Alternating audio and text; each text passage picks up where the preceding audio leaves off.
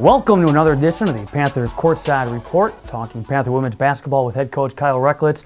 My name is Matt Menzel. The Panther women enter the week with 17 victories, 7 defeats overall, and 8-4 right now in Horizon League play, tied for third with the Cleveland State Vikings. And what a change finally to the schedule, finally a sustained amount of time here at home. It's been really nice to be able to sleep in our own beds, have our friends and families in the stands, and just, have that kind of calming factor when you walk on your own court.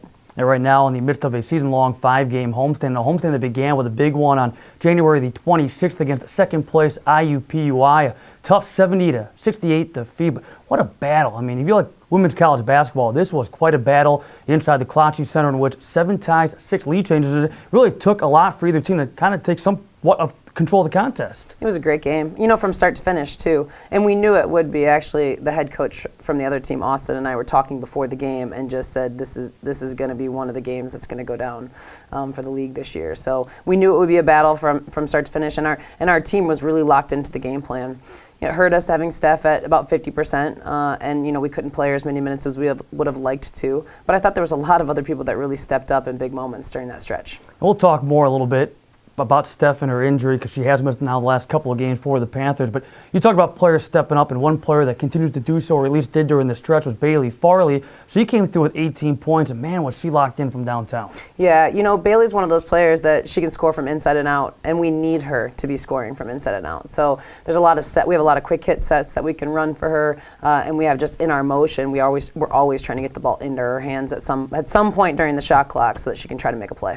Besides Bailey, Lizzie Odegaard in this game came through with 10 points, brought down 8 rebounds, and had a stretch of back-to-back games with 10 points, which is her season high. And she's become a different player now that she's gotten the face mask off and starting to find more confidence. And besides that three-point shot, she's starting to drive a little bit more to the bucket. Yeah, when Lizzie actually came back for the summer, she was in a really great place. She was actually winning our one-on-one battles that we do during the summer, was playing against guards, not even playing against the posts. And then it was like consecutive injuries, one right after the other, and it just kind of threw her for a loop. So she's starting to play well at the right time of the year. This is when we need her playing well, when we're hitting the stretch right before the conference tournament. One stat that jumped out from the IUPUI loss, 19-0 was the bench scoring differential in favor of the Panthers. So from IUPUI to UIC on the 28th of January, a 59-44 victory. The second time the Panthers would see the Flames in a 13-day stretch. And this was another battle. You expect a battle every night in the Horizon League, no different with UIC. And eventually the Panthers were able to pull away in about the fourth quarter. Yeah, UIC has such talent on their bench.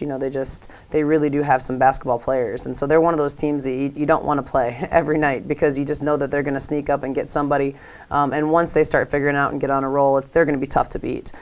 So we just really locked in. After you lose a tough game like we did against IUPUI, to turn around 24 hours later and try to get a win can be a little bit difficult. I knew our team, it was going to take some time for us to get into the flow of that game, but in the second half we really turned up the juices. And then that second half, players stepped up, coming off that bench, in particular, Kayla Hayes and Ryan Johnson. Those two, they were incredible. I didn't put some of our starters back on the court. I finished the game with them because of how well they were playing. Not just scoring, but mostly from the defensive end. Kayla Hayes in particular, she really locked into their best player, Taylor Toney. We were getting scored on left and right from her, had put different people on her, and then once Kayla came in, she just locked her down. So from knocking off UIC to a big battle against the Wright State Raiders, Wright State and Milwaukee both came to the game, identical 16-6 records. Both were tied for third in the Horizon League and able to come away with a 59-53 win. And man, you talk about setting the tone, 10-0 to start the game, and Panthers hit their first 4 field goals. That was nice. We haven't seen that in a while, where the offense is just like clicking like that. And I was really excited for our team, because I knew that they would use that, throughout the game, that energy that they gained from that. And that was probably one of our better defensive games all year. We, from start to finish, just really locked into the defensive game plan. Lexi Smith, who's their post player, she usually has a field day with us inside, but both Lizzie Odegaard and Ryan Johnson really made sure that she had a really tough time even just catching the ball, let alone scoring. And again, those two big, Lizzie Odegaard and Ryan Johnson, because this is the first game now back-to-back that Steph Kostowicz has missed with injury. And you told me before the game that it wasn't Steph's decision. This was a coach's decision. You want to keep her, out for precautionary reasons, get her healthy, if nothing else, for conference tournament time. Yeah, Steph, she went down in that Oakland game, and it was a fluke. She dove for a loose ball, and somebody landed on top of her, and you really just don't have any control over the situation. And could she play? Absolutely, she could play, but she's just not at that point where I think that she can give us the quality minutes that we need to get her. So I'd like to get her more to that 80% to 100%, especially as we're getting closer towards the conference tournament. So we made the decision as a staff, and she was not very pleased with it. You are correct. But, she respects what we're trying to do and has an understanding of it, and I think it's going to make her hungrier now that she's able to come back. And looking for somebody to step up, Jenny Linder able to do just that, put the team on her back at times, scoring 23 points, but how about a career-best 16 rebounds? Yeah, she was just, we call her a monster, a beast, whatever word you want to use. She took over. She wanted to win that game. And towards the end of the game, we just started isoing her at the top. It didn't matter if there was a guard guarding her, a post guarding her. It was get the ball to Jenny, 4 out low, and just let her go to work. And it was nice. She got to the free throw line a ton, hit all of her free throws. She's really good in that area. And so she put us on her back for sure. So when we come back, we'll talk with Panther senior Bailey Farley, and then stay tuned. We'll also recap the fourth game of this 5-game homestand against Northern Kentucky and get you set for Game 5 against the Green Bay Phoenix. You're tuned into the Panthers Courtside Report. The Horizon League Men's and Women's Basketball Championships invade Little Caesars Arena March 2nd through 6th with an NCAA tournament automatic bid at stake. Don't miss your chance to see elite college basketball action as all 10 Horizon League teams battle for conference bragging rights. Fans can reserve their seat by contacting their university box office today. For more information, visit horizonleague.com. Experience Motor City Madness at Little Caesars Arena March 2nd through 6th. Welcome back to the Panther Courtside Report, being joined by Panther senior Bailey Farley. And let's go way back to your prep days. I say way back, but say 4 years ago, 5 years ago, Fort Wayne, Canterbury, you were a Cavalier, won 3 state championships as a Cavalier. What were those experiences like to be on that stage and to be the state champion 3 times? Yeah, I think it was a great experience for me. Taught me how to win. It gave me, I think, like a great competitive edge. I was never used to losing in high school, so I think that's something I carry over to my college. And, I don't want to lose, no matter if it's, the last game of the year or the first. I think that's something I've really learned from my high school career. So was that a big adjustment then? You went from Canterbury to Loyola, but from going from winning a state championship to then maybe being a different number in the pecking order, if you will, in that rotation at the collegiate level, maybe having to learn how to win with a different program? Yeah, I think it's a big adjustment for most players. Some players come in and can start their freshman year and are huge point providers on the team, but most people aren't like that. And I think that that's something I've talked to a lot of our freshmen about too. It can be an adjustment, but I think most of our freshmen do a really good job of really contributing in their minutes. So. Now you were a Rambler for a couple of years, made the change here and to become a Milwaukee Panther. What led you to Milwaukee? What made the Panthers your destination? Yeah, so my second go around, I really wanted a coach that I felt like I could really trust, and I developed a really good relationship with Coach Rex. Actually, when I was in high school, she recruited me to Wisconsin. So my second time, I was really looking for, people I knew, and she just is a really great person, honestly, and a great coach, and she really cares about me. I really vibed with the team here as well, so that was really the biggest thing. Let's touch that subject a little bit further, your relationship with Coach Reckless, because it's fun from our spot, courtside, to kind of listen to you two interact during the course of the game, because she challenges you a lot. Yeah. What is that interaction like? What's it like to have a coach like that knows how to push all the right buttons, but to get the most out of you? Yeah, she definitely knows me. It's funny you say that, because this year especially, our bond has grown that much stronger, and I trust her with everything completely, and I know she trusts me. So in the heat of the moment, things will be said, but I know at the end of the day, like I said, that she loves me, and she knows how to get the best out of me for sure, especially at the end of games. Now, upon transferring here, you had to sit out through the transfer rules back in 2015-16. Was that difficult, having to kind of sit back and watch your teammates do their thing and all you could do was be a spectator? Of course, yeah. I mean, no one wants to, do all the hard stuff. No one wants to practice extra and not be able to play in the games because the game's the fun part, but it really made me better. I wholeheartedly believe that Coach Rex really made it an emphasis for me to get reps at the point guard position, which I don't play the point guard, but I have a couple times this year, like in spots in games, when Michaela and Kelsey needed a break. I was able to step in that role for a couple possessions because I got that experience my redshirt year. It also made my ball handling skills a lot better. So just the extra work that the coaches really put in with me during that year has led me to become the player I am right now. So then finally your first year eligible as a Panther, coming last year in which you averaged just over 8 points, shot about 43% from downtown. How do you feel that season went? Yeah, I had a pretty good season. You know, I had a lot of scores last year on that team, like we do this year. But last year was a really good building year, I think. You know, we really wanted that conference tournament win last year. We fell short. So I think that this year, you know, that bad taste is still in our mouths, and we really are after it this year. And one of your big games last year, you had 22 points against Cleveland State, the annual Pink Out game. That breast cancer awareness game has special meaning to you, doesn't it? Absolutely. My mom is a breast cancer survivor. She was diagnosed my redshirt year. Coach Rex was really kind about letting me go home a lot, so that was a good adjustment year in terms of that. But yeah, my whole family always comes out to the Pink game, and it's a little bit emotional for me just because, you know, a lot of things that my family has been through, but I'm really thankful that women's basketball in general and our team really supports that cause. And speaking of going home, the Panthers had the opportunity to go to your home in Fort Wayne this past December. How much fun, how exciting was that experience? Yeah, it was amazing having my second family be able to spend a lot of time at my home. You know, I feel like they got to see a different side of me, and it was fun showing them my baby pictures and having them play on my court and in my house and stuff. It was a really good experience.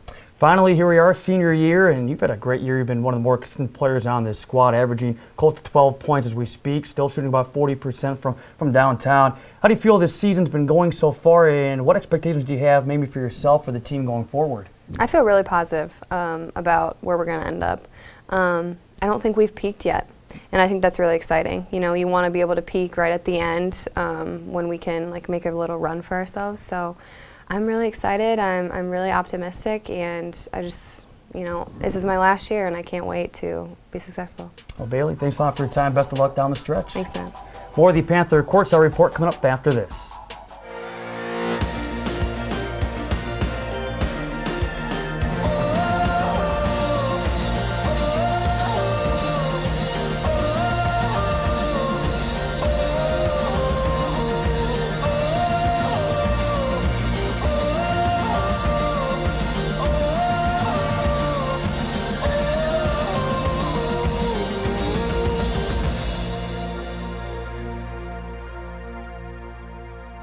Welcome back to the Panthers Courtside Report, being rejoined by the head coach of the Panther women's basketball team, Kyle Recklitz, and just had Bailey Farley on with us, and what an addition she was a couple of years ago to this program, and just talk about her development, you know, from one year to the next, and how she's kind of taken over as one of the leaders of this squad. Well, when we brought in Bailey from Loyola, you know, they really just had her as a shooter.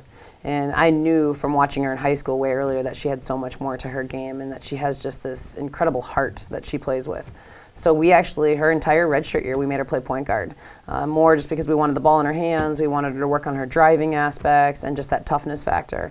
So that year that she came back, I think a lot of people were surprised, because for as much as she can shoot the three, she does so many other things for us. You know, not only is she scoring in the paint, but she's also always guarding the best guard on the other team. So it's a big role for her, and I know it's an exhausting role for her. And her and I have built up a really strong relationship with a lot of respect. And she doesn't get a lot of the attention or the accolades that she certainly deserves, but man, she has been, for the most part, pretty consistent this season. Yeah, I agree that she deserves more accolades than she get. You know, she got the one College Insider's Mid-Major Player of the Week. I think that was 2 or 3 weeks ago. That was really nice for her, because she really deserved to get something like that with the way that she's been playing. But in the same sense, I don't think Bailey cares. Bailey just wants to win. You know, she's all about just making sure she's doing whatever it takes for our team to be successful, and those are the types of players that you win championships with. Now, going back to this homestand that currently is moving on to Game 5 of 5. Saturday, a tough loss against Northern Kentucky by the final score of 60-57. A North team that's pesky. They're young, and they have the lone victory so far of anybody in the league against first place Green Bay. And they were able to build an 18-point lead. Yeah, the Panthers had a great second half, but just kind of ran out of time. Yeah, and I commend Northern Kentucky quite a bit for coming in after a tough loss at Green Bay and our place. We had just come off of a win. And to be honest with you, we slept through the first half, and it's disappointing because it's one of those situations where you can't get it back. We didn't seem ready for the toughness. We weren't awake. Made a lot of mistakes, both on the offensive and defensive end. And like I said, you can't get it back. So now we're in this position where we've got to move on. We've got to learn from that, and we've got to apply it to this next Saturday. Now attempted to play comeback, hitting a season best 10 three-point field goals. A couple of players that stood out when it came to three-point shooting continued to be Alyssa Fisher. She comes off the bench, and she's good for a couple of threes, it seems like, every game. In this game, tied her season best with 9 points, tied her career best with 3 threes. And then Jamie Wright, I think, sometimes gets forgotten. All of a sudden, you look at her stat line and go, wow, she had 10, 11, 12 points. In this case, a career high of 18, knocking down 4 threes. Yeah, Alyssa, going with her first, she does her job. That's her job, is to come in and nail shots, and she's really starting to gain some confidence in that area. Our team always tells her she's the best shooter on the floor, and so I think she's starting to believe that a little bit, which is kind of fun. The great thing is her defense is also improving, so that's really nice because we can get her more minutes knowing that she's been able to lock up defensively some. And then Jamie's just clutch. Like I wish I could get her to turn it on all the time because I think she could be a 20-point-a-game scorer on the regular basis because she really has that within her. And the fun part for her was the Stanley Boyd community was actually at the game in large forces, so they all got to see, that was her high school and stuff, they all got to see her play like that. Well, it's no surprise when you take a look at the current Horizon League standings. Okay, it's all bunched together. Yeah, you have Green Bay in first place, IUPUI on their heels, but then all of a sudden, don't sleep on Cleveland State. That's an experienced bunch, currently tied for third with the Panthers. The Vikings, they've won 4 in a row. You have Wright State, they might be the best 5th place team in any conference as we speak, and then you still have Youngstown State, Oakland battling. Northern Kentucky can scare people. We saw that firsthand. Detroit Mercy and UIC. So I'm guessing here, 6 games left in the regular season. When you look at the standings, there aren't a lot of surprises. This is kind of how you thought things might play out, all bunched together. Yeah, absolutely. And this is the toughest our league has been. It is from top to bottom. There's not a single game that you can walk on the court and say this is going to be a win. You got to claw and fight every single game, and that's where I'm trying to get our team to understand that mentality that you have to have it, for 40 minutes every single night. Cleveland State, you mentioned them, they are playing excellent basketball right now. And they have 2 guards on their team, in Kayla Livingston and Ashanti Abshaw, that I think are 2 of the better guards in the league. And they're really putting their team on their backs right now. I think Kayla Livingston was just named Player of the Week, and I think she averaged 31.5 points for the week. Averaged. I think we've only had a few 30-point performances this year. So it just says a lot that our league is just growing and that we've got, teams that are ranked in the mid-major polls.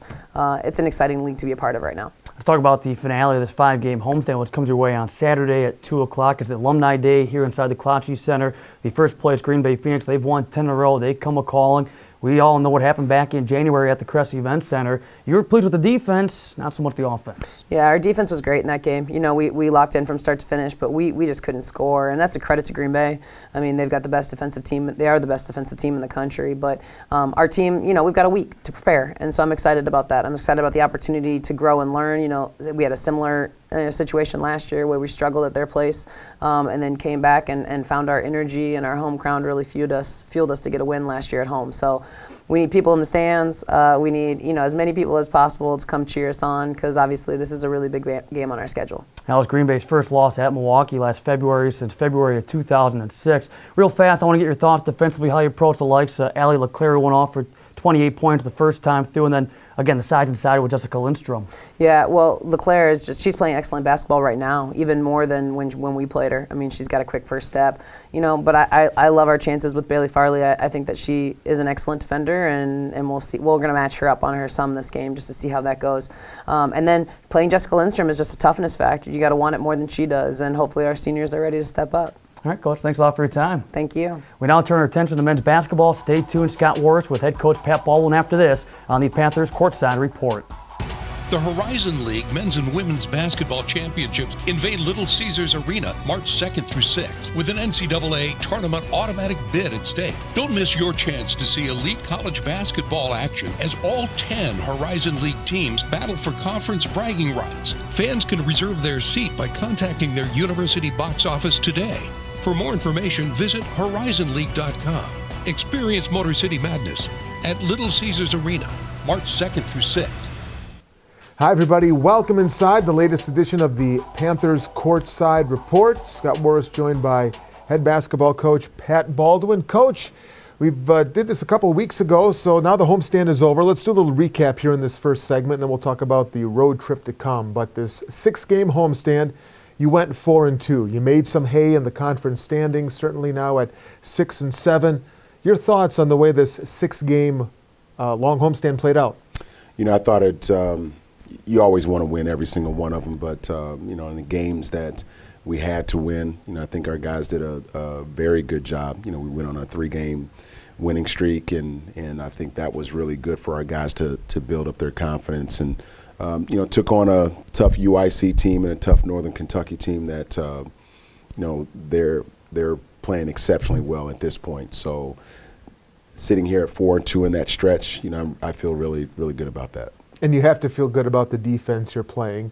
Over 20 points per game allowed, fewer than in that tough 4-game losing streak. But the defense is now, yes, they're doing it on that end of the floor, but they're backing it up. It's a consistency now that's going to make you and the staff pretty happy.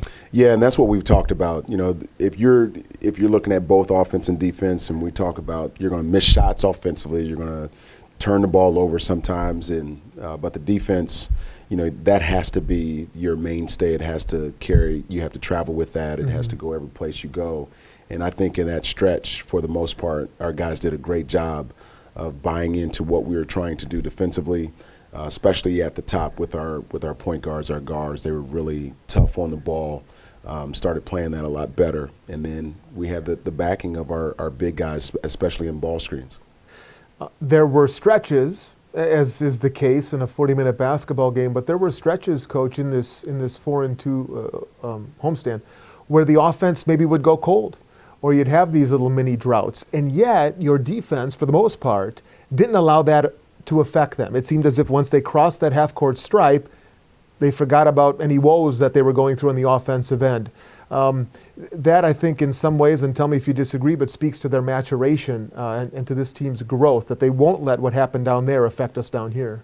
Yeah, I think that's the way that it has to be. Our guys are really becoming sticklers on the things that we're doing defensively, and understanding our basic concepts and how we want to guard. And we always talk to them about our offense not always being there, and our defense has to be consistent. It has to be something that you know, that when we get to the other end, we try to get multiple stops. And our guys have done a great job with that, even when we've gone on our offensive droughts or you know, not being able to score as well. You know, our defense has carried us, and you know, here we sit today.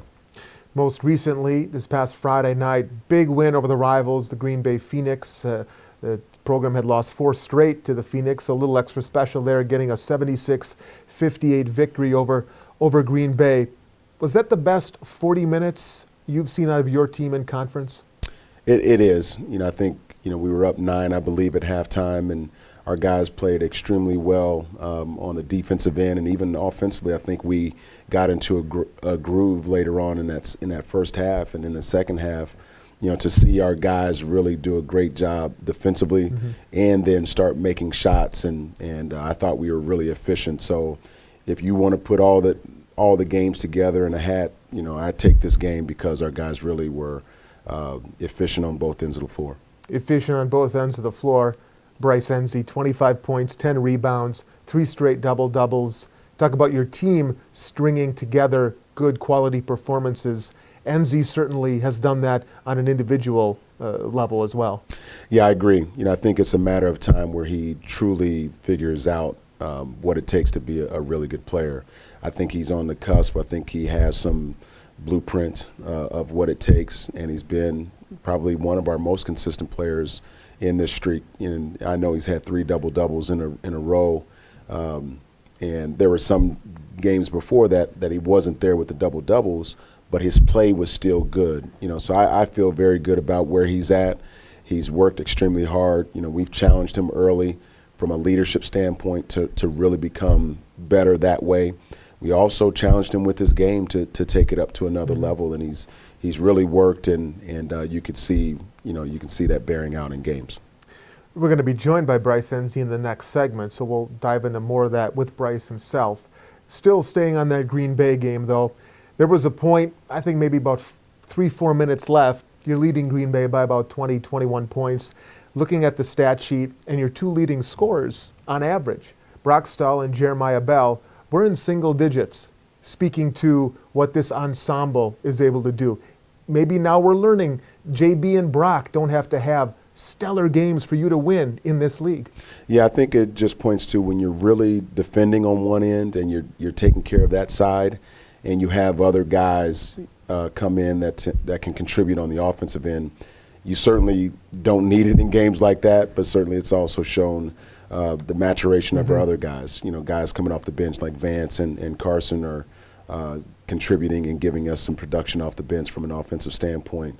You know, so that's really good. It bodes well for us if we're talking about moving up in the league or staying consistent. Yeah, Carson Warren Newsome finished in double figures on Friday, and Vance Johnson had 6 first-half rebounds. He was a monster on the glass against Green Bay.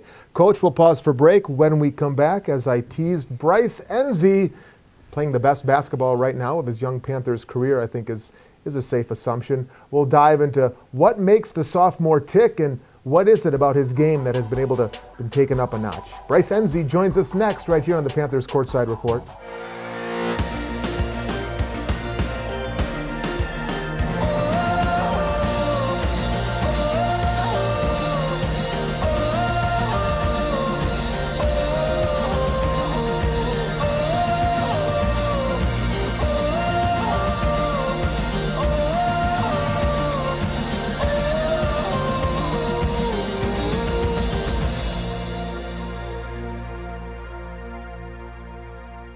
Welcome back inside the Panthers Courtside Report, joined by Panthers starting sophomore forward Bryce Enzi. Bryce, I appreciate your time. Before we talk about your progress right now and where you're at as an individual and as a player, talk about where this team is right now.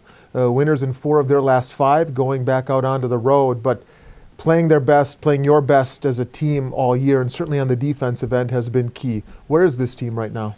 I mean, that's our main focus right now, just defense. Because, I mean, I don't know if we have the whole offensive firepower, but we know if we could lock up and get a stop, that's going to translate over to our offense, and then it's going to help us win the games. What is the key to, you know, on a night where, let's say, the offense isn't going all that well?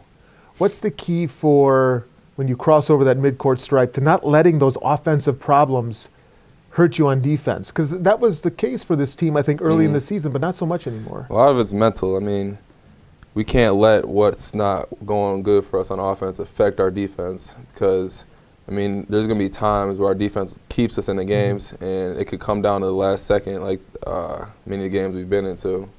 But just being mental and being, like, locked in, I feel like, it just helps us win a lot of these games, like closer games and stuff, you know. How confident is this team right now?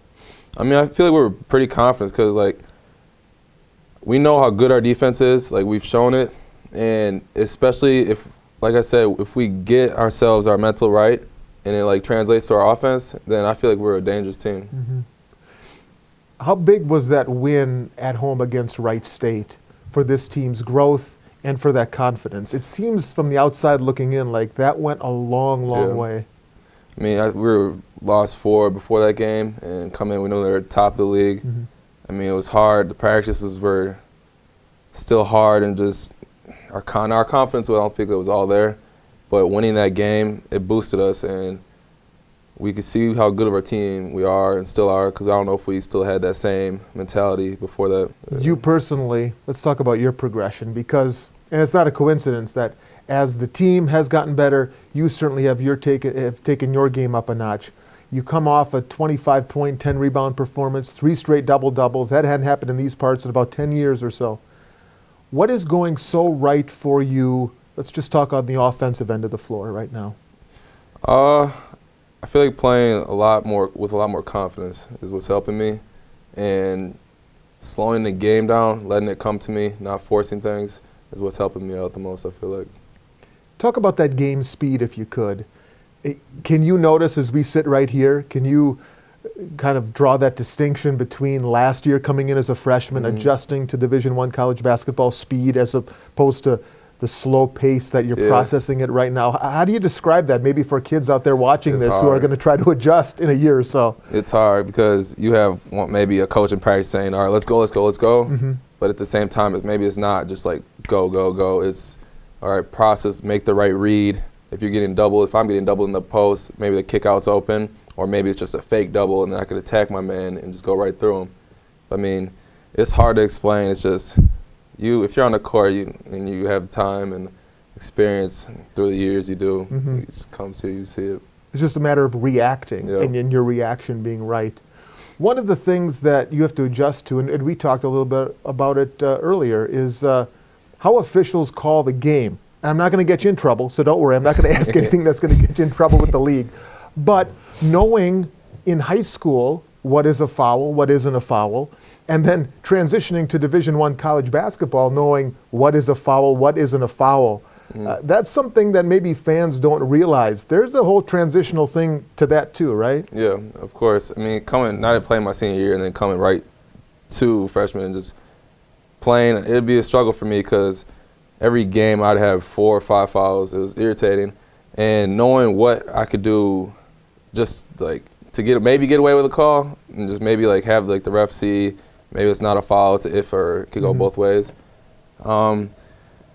I don't know. It's hard to tell.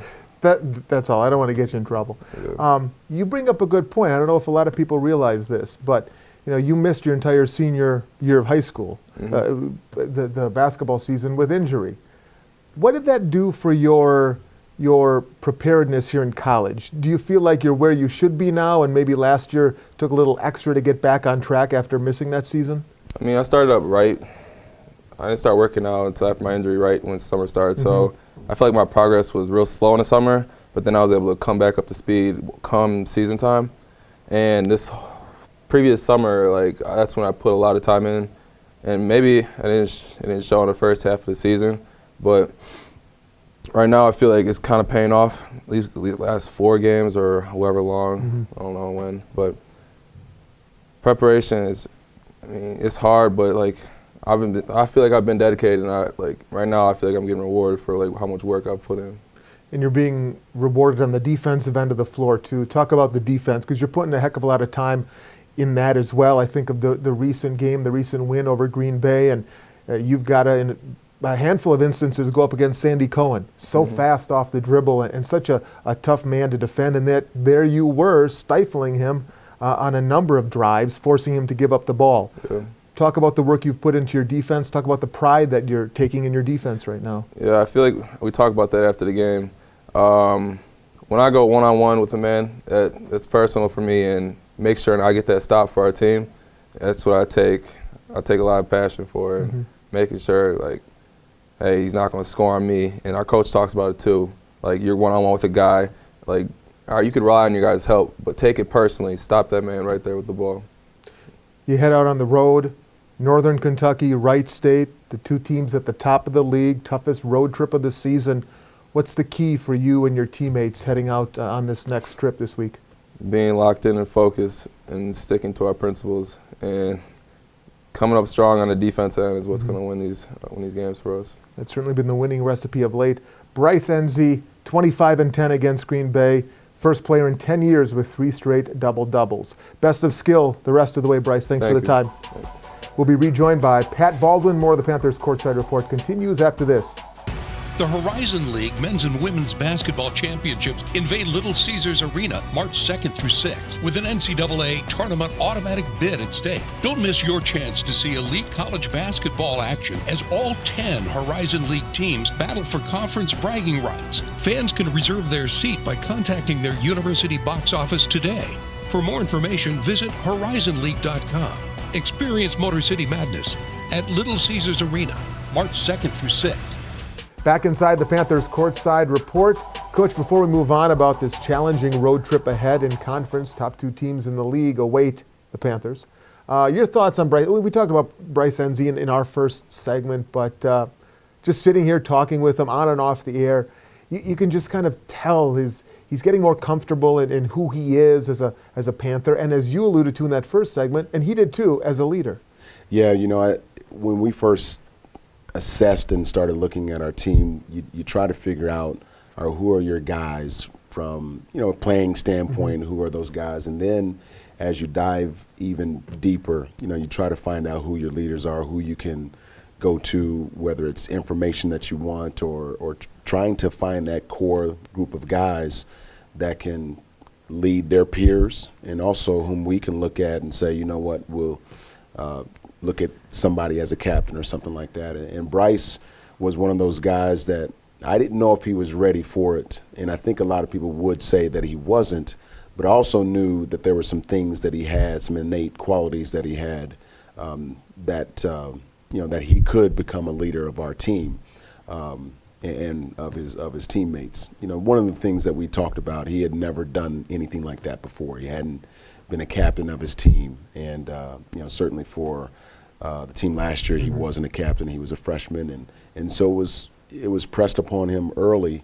When I talked to him about being that, he was kind of reserved and resigned to being a captain or a leader, but I continuously tried to push it on him because I think there's something there with him, and he was resistant to it early, but I think he's really starting to embrace that role. Northern Kentucky awaits the Panthers Thursday night, 6:30 Central Time. And we got NKU and Wright State. We'll get to the Raiders in a second, but Northern Kentucky, I imagine it's not going to take a lot to motivate your guys. NKU came in here and had a good deal of success against you guys. From a motivational standpoint, let alone schematic, I'd be shocked if there's a problem there in getting the guys amped up for this one. Well, there better not be. I think as a staff, we're motivated. I think our guys are too. Losing 91-64 on your home floor. A lot of guys on their team having career nights against us. That's motivating in itself. And they're a good team, no question about it. They're playing extremely well. They're tied for first place with Wright State, and it's going to be a challenge on their home floor. But we have to take some of the lessons that we learned in that game, correct them, and be a whole lot better. And especially on the road, we have to be even that much better. You've already begun breaking down the film and getting your guys ready. What is maybe the top lesson that you want them to have learned and take into that game? Well, playing hard, being tougher, and playing some defense. We're non-existent in all of those categories, and I think our guys, they want to play well. I don't think that's the case, but I just think when you're playing at a team that has championship aspirations, as Northern Kentucky does, certainly we do too, you have to play and perform at that level, and you have to perform consistently at that level. So, and we talked about it, they're fighting for something, we're also fighting for something, and our level has to be taken up. Our level of play has to go up another notch. And much like the Saturday night matchup against Wright State, the matchup against Northern Kentucky is another one of those where each possession, you've got to optimize it. And certainly that is true no matter who you play. Non-conference, it doesn't matter. But knowing how much Northern Kentucky values their possessions and can exploit mistakes and poor possessions out of their opponents kind of ups the ante a little bit every time you have the basketball. You hit it right on the head, and that's what we have been preaching to our guys. If we're turning the ball over, not having very good possessions, then they can turn, whether it's a tie or us being up or them being up 2 or 3 points, they can turn that into 5 to 10 points in a hurry because they do get out in transition. They take advantage of mistakes that you make on the offensive end. So we have to do a great job first taking care of the basketball, and then the other side of that is you got to take the right shots and not be rushed and forced into things that you don't want to do offensively, because that will lead to breakouts for them. And then for us on the defensive end, we have to be extremely, extremely solid. We have to be locked into our game plan defensively. They have 2 core guys as far as scoring that that are really good, McDonald and Holland, and we have to kind of control them to a certain extent and try to hold them under their average, and then we can't let their bench guys who come in or who are pretty productive for them, we can't let them have career nights. Final question then, just a quick comment on Saturday night, 6 o'clock Central tip time at Wright State. Pull the curtain back for the fans a little bit, or as much as you feel comfortable doing, certainly. you've played them once, you beat them. How much do you change, in general, maybe the second time you play somebody, let's say?